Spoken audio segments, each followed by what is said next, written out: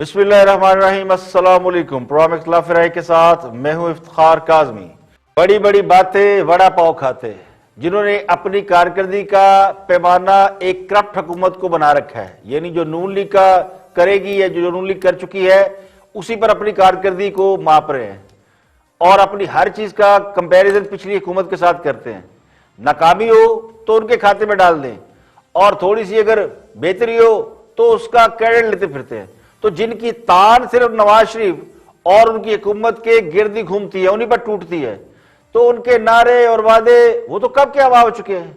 अब खान साहब ने चंद रोज पहले ही ऐलान किया है, ये सबने सुना होगा कि वो अरकान असेंबली को 50-50 करोड़ रुपए देंगे। आज हुकूमत जी कह रही है कि हमारे पास तो पैसे ही नहीं है, कैसे पेट्रोल सस्ता करें। तो कल पेट्रोल की कीमत में इजाफा किया, आज एलएनजी सिलेंडर की कीमत में 122 से 125 रुपए इजाफा हुआ है। तो 30 दिनों में पेट्रोल कीमत में 3 बार इजाफा करके बड़ी मासूम शक्ल बनाए बैठे हैं कि इसके सिवा कोई चारा नहीं है।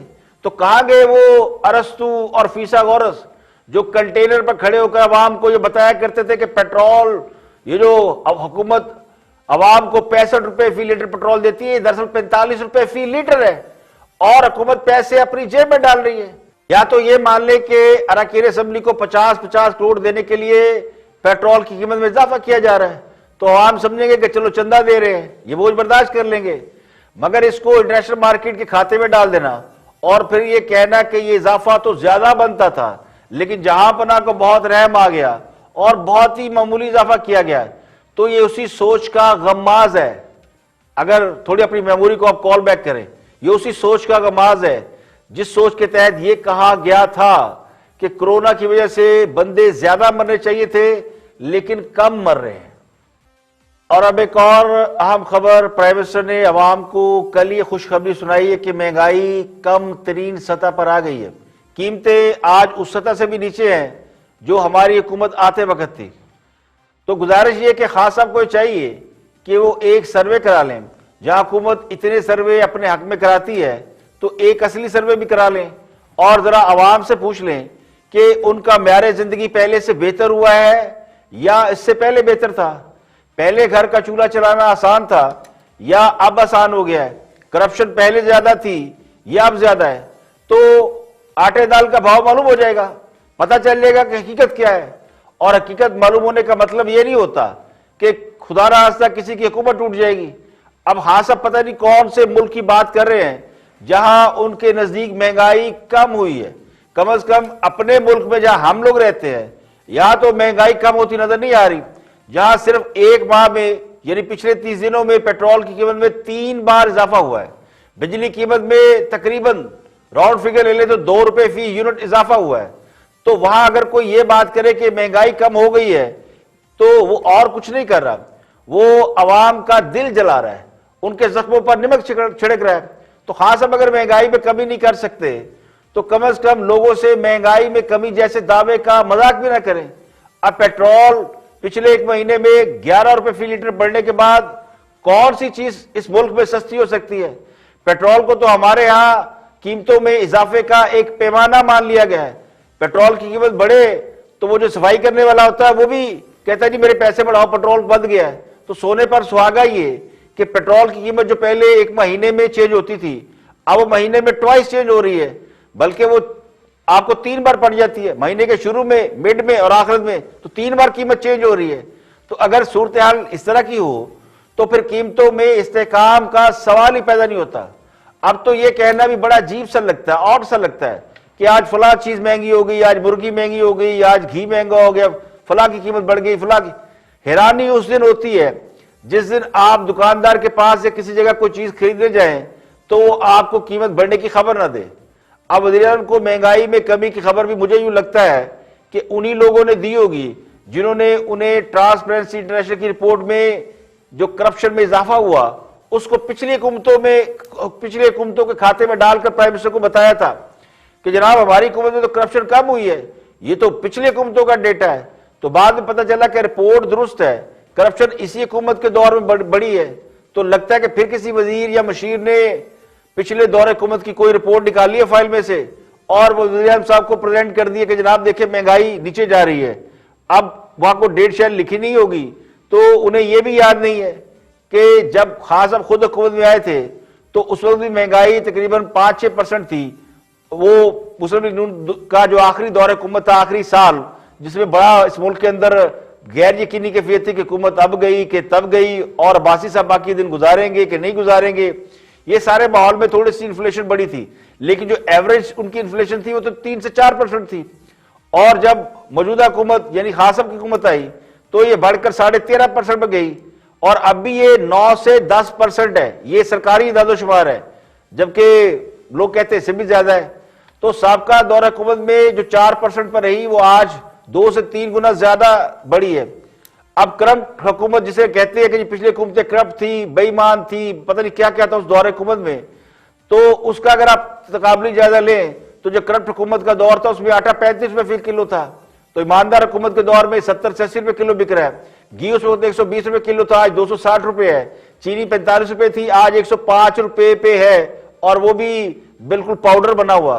बिजली, गैस, अद्वियात, कपड़े, क्रॉकरी, ट्रांसपोर्ट, घरों के किराए, ये सब, बल्कि कंस्ट्रक्शन, सीमेंट के दाम, तो ये पहले से कई गुना ज्यादा बढ़ चुके हैं, दुगने तिगने हो चुके हैं। इस पर कोई कैसे कह सकता है कि महंगाई कम हुई है? तो फिर अगर वो कहेगा जी महंगाई कम हो गई है, तो लोग फिर इस बात को कहने में हक बजाने में कि हुकूमत होश में नहीं है या फिर इसके हवास काम नहीं कर रहे।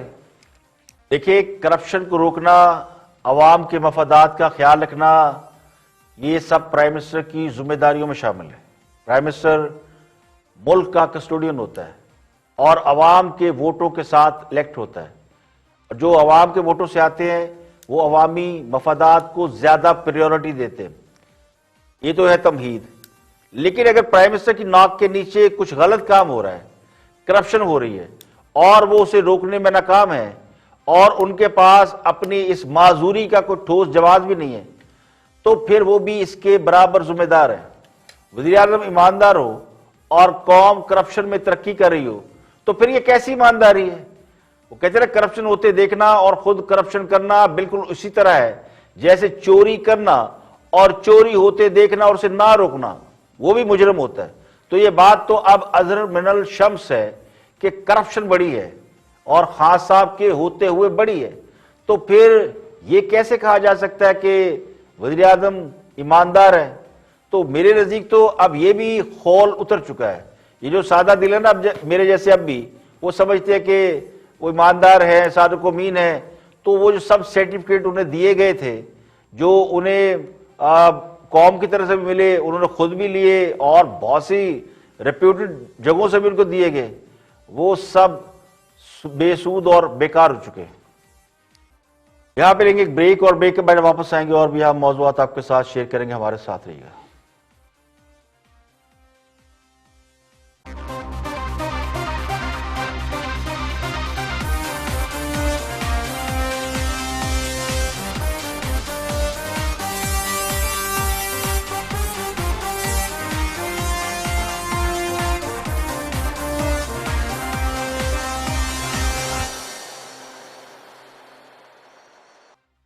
Welcome back. आप देख रहे हैं प्रोग्राम इख्तिलाफ राय में इफ्तिखार काज़मी। ब्रेक के बाद हाजिर खिदमत है। सियासी हालात पर तजिया दे रहे हैं, बहुत ही सीनियर जर्नलिस्ट है, एंकर पर्सन है हामिद मीर। देखते हैं कि क्या फरमाते हैं। Watch this.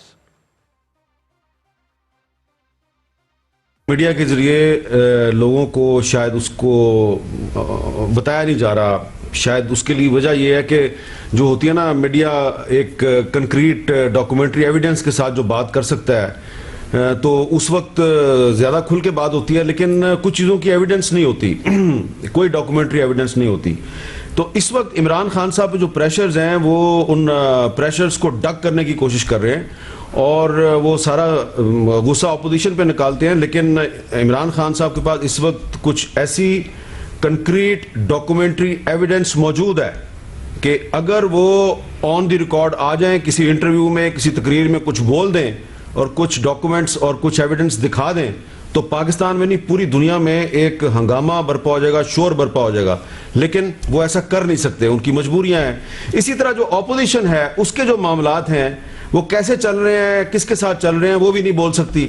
तो ना तो हुकूमत सच बोल रही है अवाम के साथ, ना ही ऑपोजिशन सच बोल रही है। इसलिए मेरे जैसे और आप जैसे लोग जो है वो इंतजार कर रहे हैं कि कोई बोले तो फिर हम बोलें, क्योंकि जो कंक्रीट एविडेंस इमरान खान के पास है उससे भी तूफान बर्पा हो सकता है, और ऑपोजिशन अगर कोई ऐसी स्ट्रेटजी बना ले जिससे कि उनके अंदर एक यकजहती पैदा हो जाए तो वो भी एक तूफान बर्पा कर सकते हैं। तो इसलिए मैं ये समझता हूं कि इमरान खान साहब के लिए सब अच्छा नहीं है, और अगर उनके लिए सब अच्छा नहीं है तो ऑपोजिशन के लिए भी सब अच्छा नहीं है। हमें दुआ करनी चाहिए कि पाकिस्तान में ये सिस्टम जो है ये सही तरीके से चलता रहे, और सिस्टम को सिर्फ अंदर से नहीं, पाकिस्तान के बाहर से भी बहुत से खतरात हैं। और ये जो मैं बात आपसे कर रहा हूं, बैनुसतूर करने की कोशिश कर रहा हूं। इमरान खान साहब के पास कुछ ऐसी एविडेंस है कि अगर वो सामने ले आए तो तूफान आ सकता है, लेकिन हो सकता है खास साहब कोई शुबा हो कि जिन मुल्कों की मां पर वो नवाज शरीफ का धड़न तख्ता करने चल निकले थे, आज वही ताकतें उनके खिलाफ नवाज शरीफ के साथ मिल गई है। वैसे तो इस बात का भी कोई सबूत नहीं कि नवाज शरीफ को अमेरिका, यूएई, सऊदी अरब इक़्तिदार से निकालना चाहते थे और उन्होंने खान साहब को सपोर्ट किया था। अब वो ताकतें पलट चुकी हैं और खान साहब उनकी गुड बुक से निकल चुके हैं। तो इसका कोई रिकॉर्ड हो, दस्तावेज सबूत हो या ना हो, लेकिन ये बातें फजा में मौजूद है और उन्हें महसूस किया जा सकता है कि खान साहब आलमी हमारे से महरूम हो चुके हैं। आज सऊदी अरब, यूएई, उनसे हमारे ताल्लुकात क्या वो है जो खान साहब के आते हुए थे। अब उसकी वजूहात कोई भी हो, खान साहब का रवैया हो या उन ममालिक के मुतालबात हों जो शायद पूरे करना खान साहब के बस में नहीं या उनके पास उसका इख्तियार नहीं, लेकिन मेरा गुमान ये है कि अगर कभी खान साहब पर यह नौबत आई कि उनको लगा कि अब कोई ऑप्शन नहीं रहा तो वो मुंह खोल देंगे लेकिन इस पर कोई तूफान आएगा उस पर मुझे डाउट है। खान साहब की ये कमजोरी है कि वो ज्यादा देर मुंह बंद नहीं रख सकते। तो मेरा गुमान ये कि ये तासुर भी खान साहब ने खुद ही फैलाया हुआ है कि कोई बैरूनी ताकत उन्हें गिराना चाहती है और उनके पास इसके एविडेंस है। वो कहते हैं ना, खान साहब के बारे में ये मशहूर है कि वो खासे माहिर सियासतदान है और माहिर सियासतदानों की तरह वो ब्लफ खेलने से नहीं डरते। आगे बढ़ते हैं और पीटीआई के सेनेटर वलीद इकबाल गुफ्तगू कर रहे हैं फॉरेन फंडिंग केस के हवाले से। देखते हैं कि उनका पॉइंट ऑफ व्यू क्या है। वॉच वलीद इकबाल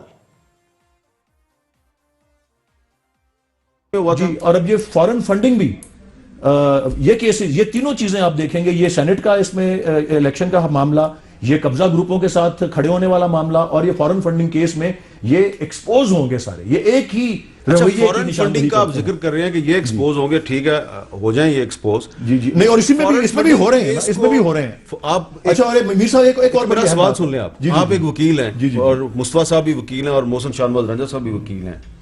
तमाम पाकिस्तान के वकील बल्कि आम लोग जानते हैं कि फॉरेन फंडिंग केस जो है ये इतने सालों से चल रहा है, इसको डिले किया जा रहा है, तारीख पे तारीख ली जाती है, तारीख पे तारीख ली जाती है, पीटीआई की तरफ से ली जाती है।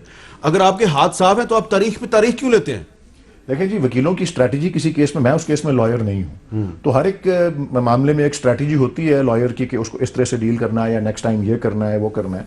लेकिन इसके मेरिट्स जो है, और मैं बार बार ये अर्ज करता रहा हूं, यहां भी ये मैं कह रहा हूं कि अगर आप इसको देखेंगे, ये जो समझा जा रहा है कि जी कोई गड़ा जो खोदा है पीटीआई के लिए उसमें गिरेंगे ये, और ये जो JUIF का जो बीच में आ रहा है ना कि फॉरेन गवर्नमेंट से फंडिंग है, मैं तो कहता हूं कि आए बताएं। और जो ओसामा बिन लादेन से फंडिंग आई हुई है, जो वो जो क्या था कि मिडनाइट जैकल्स वाला मामला या कौन सा केस था, वो ISI से जो फंडिंग वाला, जो असद दुरानी साहब ने हलफिया बयान दिया हुआ है। फंडिंग जब बात खुलेगी ना तो फिर बहुत लोग एक्सपोज होंगे। और by the grace of God मैं अर्ज करता हूं कि prime minister Imran Khan oath पे कहने को तैयार है, कुरान उठा के, कि मैंने कभी किसी को फॉरेन गवर्नमेंट से फंडिंग नहीं ली। बाकी पार्टीज के लीडर्स करने को तैयार हैं, आमादा है। मैं ये देखिए, हकीकत यह है कि खान साहब के केस का दीगर सियासी जमातों के साथ कोई कंपैरिजन नहीं है।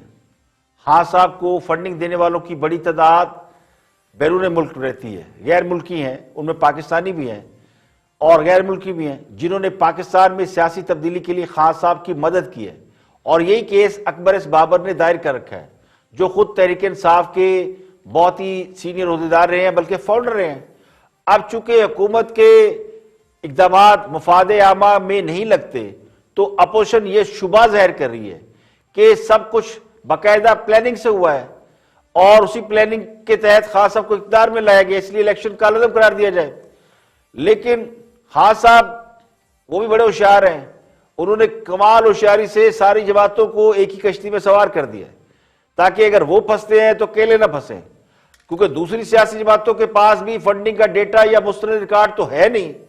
खान साहब का बड़ा तजर्बा है कि उन्होंने तवील अरसा फंडिंग की है, फंड रेजिंग की है, तो उनके पास डेटा जरूर रहता है। अब क्योंकि हमारे यहां सियासी जमातों में ये रवाज ही नहीं कि किससे फंड लिया किससे नहीं लिया, तो अब वो भी उसी तरह शक के दायरे में जिस तरह खान साहब है।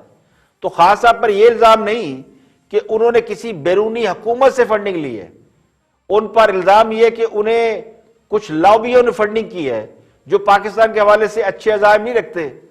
तो खान साहब पर फॉरेन फंडिंग का इल्जाम याद रखें किसी सियासी जमात ने नहीं लगाया था, ये इल्जाम उनकी अपनी जमात के अंदर से लगा था और फाउंडर मेंबर ने लगाया था, जिसने कहा था कि इसका हिसाब किताब दिया जाए।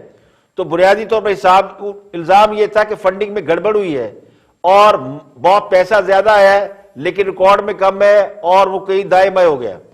तो अपोजिशन इस मौके का फायदा उठाते हुए अकबर एस बाबर के पीछे खड़ी हो गई थी।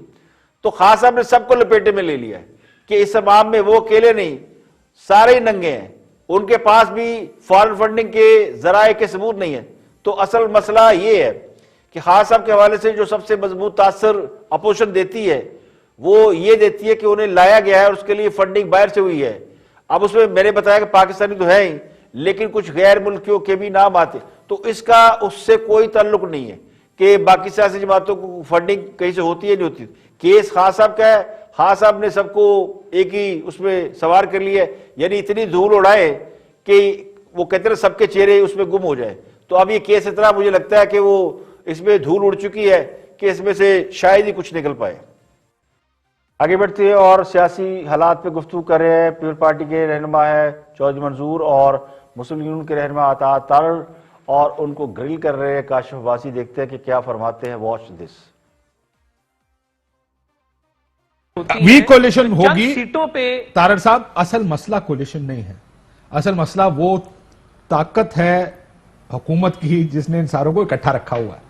अब मसला यह है कौन सी ताकत है? और सर वही सब मैं कल कर रहे चौधरी साहब मैं कल नेशनल असेंबली में क्वेश्चन पूछते हो साढ़े को। मैं आज प्रोविंशियल असेंबली में था सर। एक और चीज ऐड कर दूं इसमें, एक और चीज सुन लें। देखिए मसला यह कि चौधरी साहब के साथ खुद मुलाकात करके वो मसला सेटल हो गया। सबसे ज्यादा वोकल चौधरी परवेज इलाही साहब या काफ लीग थी, उनको सेनेट की सीट देकर ये भी दे दिया कि सेनेट आप मैनेज करेंगे पंजाब का, वो सॉर्ट आउट किए। एमकेएम को तो वैसे कोई मसला नहीं, जीडीए तो वैसे पीपल्स पार्टी के खिलाफ है, उनको तो जो एंटी पीपल्स पार्टी अलायंस मिलेगा वो जाएगी। मुझे वो बताएं कमजोरी कहां नजर आ रही है आपको कि जो एलाय हुकूमत का टूट के आपकी तरफ आ रहा है, मुझे उस एलाय का नाम बताएं। देखिए पहली बात तो ये है कि हुकूमती रवैये से, और स्पेशली इनके पास ऑफर करने को कुछ नहीं है ना। आप पंजाब असेंबली जाएं, इधर 21 का ग्रुप बैठा है, आप ऊपर जाएं जो पुराने जो घाक लोग हैं, स्पेशली वो जो पीएमएलएन के एमएनए से लास्ट टाइम इस दफा उन्होंने पार्टी तब्दील की, अंदर खाते वो भी राब्ते कर रहे हैं कि कहां से इनको कॉल नहीं करवाई, किसको नहीं कहा। पर तुसी असल मेजर फैक्टर तो मिस कर रहे हो ना। वो ग्लू जिसने सबको इकट्ठा रखा वो तो अपनी जगह खड़ी है। सो जाना तो किसी ने कहीं नहीं, वरना जा चुके होते।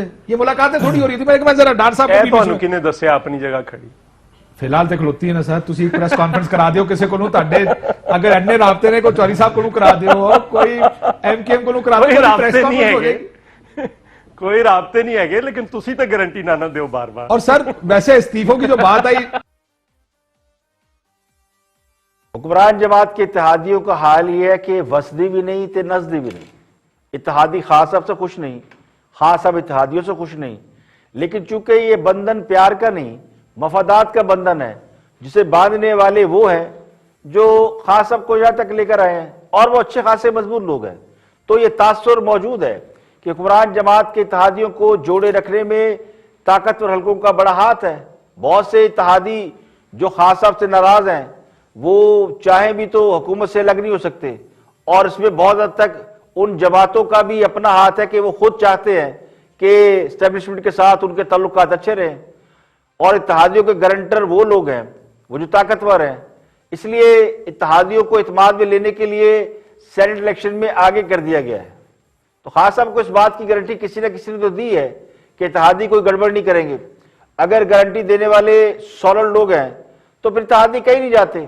लेकिन इसका मतलब यह नहीं कि वो जाना नहीं चाहते, वो बेचारे दिल के फफोले कहीं ना कहीं जाकर फोड़ते हैं और उन्होंने राब्ते भी रखे हुए हैं ताकि अगर कश्ती डूबने लगे तो छट से पट से दूसरी तरफ सवार हो जाएं, या इशारा मिलने की देर है कि पतंग कटेगी और दूसरी छत पे जा गिरेगी।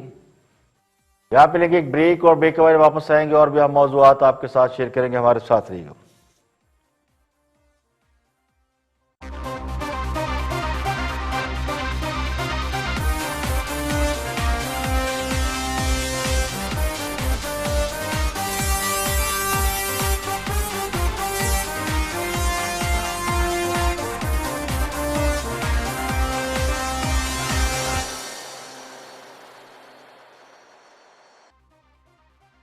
Welcome back. आप देख रहे हैं प्रोग्राम इख्तिलाफ और मैं हूं इफ्तिखार काज़मी। ब्रेक के बाद हाजिर खिदमत है। हुकूमत ने यह दावा किया कि नून लीग के अरकान असम्बली से 210 बिलियन रुपए की जमीन उन्होंने वागुजार कराई है और ये बहुत बड़ा कारनामा है। और ये जो ट्रांसपेरेंसी इंटरनेशनल की रिपोर्ट है ये तो बताती है कि मुल्क में करप्शन बढ़ रही है, जबकि हुकूमत करप्शन के खिलाफ बहुत काम कर रही है। शहजाद अकबर क्या कहते हैं उस पर सुनते हैं उन्हें और फिर उस पर बात करते हैं।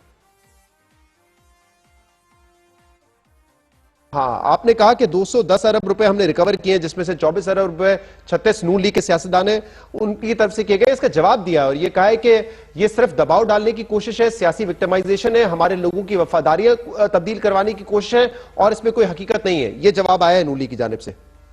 देखिए शहजाद, ये इस इशू को थोड़ा समझने की जरूरत है। मैंने आज अपने प्रेस कॉन्फ्रेंस के शुरू में भी कहा कि ये कोई किसी एक सियासी क्लास की बात नहीं है, लेकिन एक खास तरह का गिरोह है जो ऐसी ही सरपरस्ती हासिल करके सरकारी वसाइल का बेदरेग इस्तेमाल करता है।